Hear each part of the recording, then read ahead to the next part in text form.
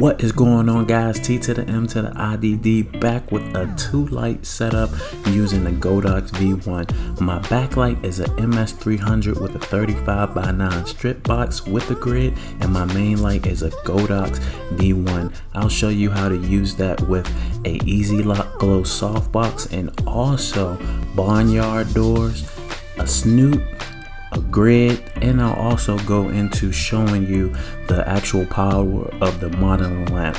Those accessories actually come with the kit, the AKR1 kit, so let's go ahead and get into it.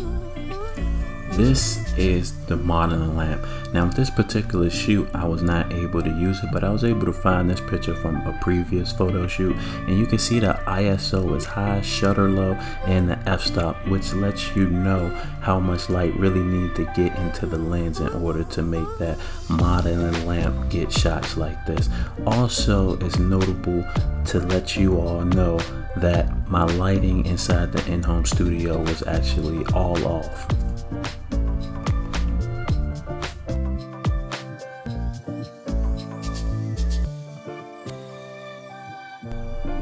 So with my first test shot, I set up my backlight, and you can see it's giving off a nice rim, and it's also a great picture just with that one light.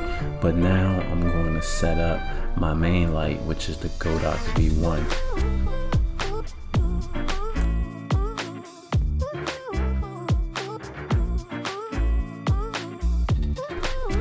For the first shot, I actually shoot the Godox V1 at full power, and you can see it's a bit too bright.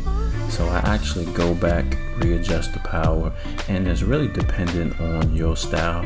Myself, I like moody photos a lot, so I really want that moody look, and so I adjust it to where it actually gives me that moody feel. And so just about there, I'm actually happy with the look of the photo.